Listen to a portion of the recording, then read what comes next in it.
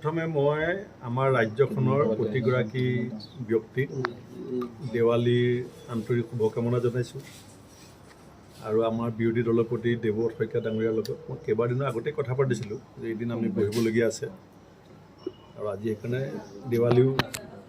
আৰু লগতে তেখেতৰ সৈতে আমাৰ কিছু মত বিনিময় কৰিবলগীয়া আছিলে মত বিনিময়খিনি কৰিছোঁ আৰু কালিলৈ ভিতৰত আমি নগাঁও জিলাখনৰ এজন জ্যেষ্ঠ নেতাক জিলা কংগ্ৰেছৰ সভাপতি হিচাপে নিযুক্তি দিবলৈ সিদ্ধান্ত লৈছোঁ সেই কথাখিনিও আমি ৰাণা গোস্বামী ডাঙৰীয়াক পৰ্যবেক্ষক হিচাপে দায়িত্ব দিছিলোঁ তেওঁ টেলিফোনতেই সকলো তাৰ বিধায়ক সাংসদ জিলাৰ যিসকল জ্যেষ্ঠ নেতা সকলোৰে সৈতে কথা পাতি ইতিমধ্যে মোলৈ এটা ৰিপৰ্ট পঠাইছে আৰু সেই ৰিপৰ্টৰ ওপৰত বেছ কৰি আমি AICCলৈও AICC এপ্ৰুভেলৰ কাৰণে পঠাইছোঁ আৰু মোৰ বিশ্বাস যে কাইলৈ দিনটোৰ ভিতৰত আমি নগাঁও জিলা কংগ্ৰেছৰ সভাপতি নিযুক্তি দিম আচলতে তেওঁৰ যিধৰণে পদত্যাগ কৰিছে বা তেওঁ বিজেপিত আহি পেলাই যোগদান কৰিলে সেইটোৱে কেনেকুৱা ধৰণৰ নগাঁও কংগ্ৰেছক তেওঁ দীৰ্ঘদিন ধৰি তেওঁ ছাৰ্ভিচ দি আছিলে সেইটোৱে আপোনালোকক ক্ষতি কিমান কৰিব বুলি আপুনি কালি ক'লোৱে আৰু একেটা কথাকে কালি কোৱা দেখা দিব কালিতো কৈছোৱে চব হয় আপুনি কৈছিলে যে এইবাৰ প্ৰলয় হ'ব যথেষ্ট প্ৰলয় হ'ব বিশেষকৈ শাসকেও বিজেপি দলৰ মাজত কিন্তু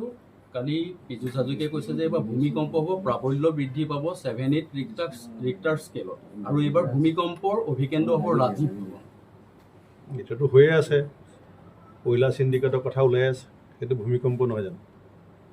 যিটো অবৈধভাৱে কয়লা খনন চলি আছে সেইটো যদি খহি পৰিবলৈ হয় পাহাৰটো কয়লা খননততো মানুহ ঢুকাই আছে চিণ্ডিকেটৰ যি প্ৰাবল্য বৃদ্ধি পাই আছে তাৰ যন্ত্ৰণাটো ৰাইজে ভুগি আছে আজি শিলখাকুত যিটো ঘটনা হৈ গ'ল সেইটো প্ৰাবল্যটো কম নহয় অসমৰ ৰাজনীতিক ইতিহাসত চৰকাৰৰ বিৰুদ্ধে নগ্ন প্ৰতিবাদ গোটেই ভাৰতবৰ্ষতে দেখিবলৈ নাই সেইটোওতো কমটি প্ৰাবল্যৰ ভূমিকম্প নহয় তেওঁলোকে সেই ধৰণৰ চিন্তা চৰ্চা পৰিকল্পনাৰে ৰাজ্যখন চলাই আছে ৰাইজে চাই আছে আৰু সময়ত ৰাইজে সিদ্ধান্ত ল'ব ৰাজীৱ ভৱন যদি অভিকেন্দ্ৰ হয় তেতিয়াহ'লে কেনেদৰে আপোনালোকে ৰক্ষা কৰিব হিচাপে প্ৰটেকশ্যন কেনেকৈ দিব আমি ৰাজীৱ ভৱনক লৈ ব্যস্ত থকা নাই আমি ব্যস্ত আছোঁ অসমৰ ৰাইজৰ সমস্যাক লৈ আমি ব্যক্তিগত উচ্চাকাংক্ষা ব্যক্তিগত আশা আকাংক্ষা কংগ্ৰেছ দলৰ যদি মূল চালিকা শক্তি হ'লহেঁতেন তেতিয়া স্বাধীনতা সংগ্ৰামত RSSৰটো এজনো নমৰিলে RSSৰটো এজনেও গুলি নাখালে আমি কোনটো দলৰ উত্তৰাধিকাৰী যিটো দলে সৰ্বোচ্চ ত্যাগ কৰিছে দেশৰ কাৰণে আমি কোনটো দলৰ নেতাৰ লগত আছোঁ যিটো দলৰ ইন্দিৰা গান্ধী ডাঙৰীয়ানী ৰাজীৱ গান্ধী ডাঙৰীয়াই স্বদেশ আৰু স্বজাতিৰ কাৰণে প্ৰাণ বিসৰ্জন দিছে আজি মই য'ত বহি আছোঁ দলপত ডাঙৰীয়া তেখেতৰ পৰিয়ালৰ কি উদাহৰণ আছে গুলি খাইছে আদৰ্শৰ কাৰণে সেই কংগ্ৰেছৰহে মই সভাপতি আপুনি পাৰ্থক্যটো চাব কালি আপোনাক জয়ন্ত মল্লপুৰে 25 কোটি টকাৰ অফাৰ দিছে যাতে আপুনি 25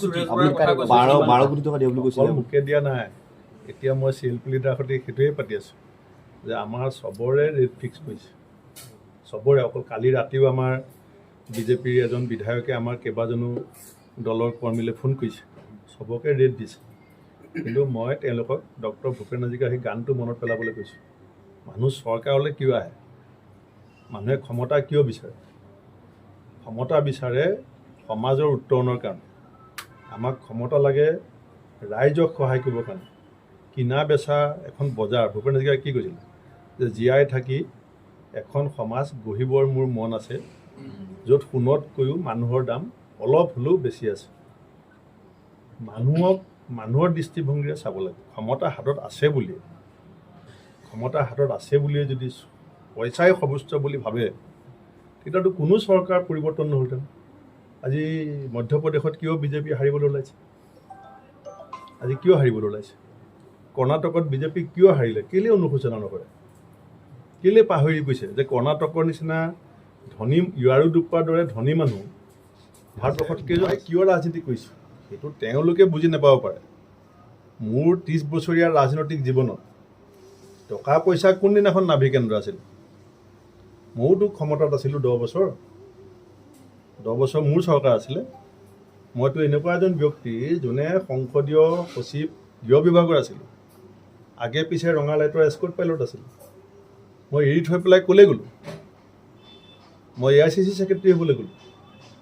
আপুনি চাব হিচাপটো কৰি মোৰ ৰাজনৈতিক পৰিক্ৰমাটো মই ৰঙা লাইটৰ গাড়ী এস্কৰ্ট পাইলট 1 মিনিটত এৰি দি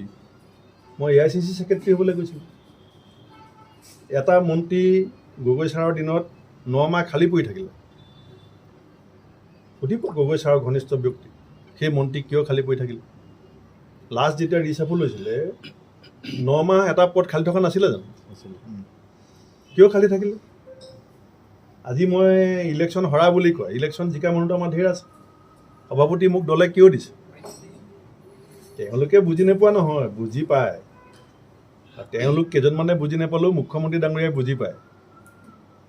মুখ্যমন্ত্ৰী ডাঙৰীয়াও বিজেপিলৈ যোৱা আগদিনাখন মোৰ ঘৰতে আছিলে নৰ্থ এভিনিউত যিদিনাখন বিজেপিলৈ যোৱা চূড়ান্ত সিদ্ধান্ত হৈছে তাৰ আগত 8 ঘণ্টা 9 ঘণ্টা মোৰ সৈতে কথা পাতিছে কথাটো আপুনি হিচাপ কৰি চাব 8 ঘণ্টা 9 ঘণ্টা মোৰ সৈতে কিয় আলোচনা হৈছে আপোনাক যেতিয়া যিটো অফাৰ দিছে ধৰি লওক আপুনি গ্ৰহণ নকৰে কিন্তু বিভিন্ন কংগ্ৰেছ আছে তেওঁলোকে যদি গ্ৰহণ গ্ৰহণ কৰিব বিধায়ক বা পাৰে নেকি তেনেকৈ ব্যৱস্থা আপোনালোকে কিবা চাওক ইয়াত আদৰ্শ কথা ইয়াত এইটো দলত বা যিকোনো ৰাজনৈতিক দলত কোনেও কাকো বান্ধি ৰাখিব নোৱাৰে বিজেপি কৰ্ণাটকত ছিকিউৰিটি ফৰফিট হ'ল পইচাটো অভাৱ নাছিল কথাবিলাক আজি মিজোৰামত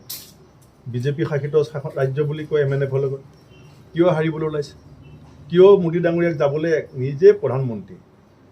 কিয় যাবলৈ ভয় খাইছে মিজোৰামলৈ কিয় অসমৰ মুখ্যমন্ত্ৰীটো নেদা আহ্বায়ক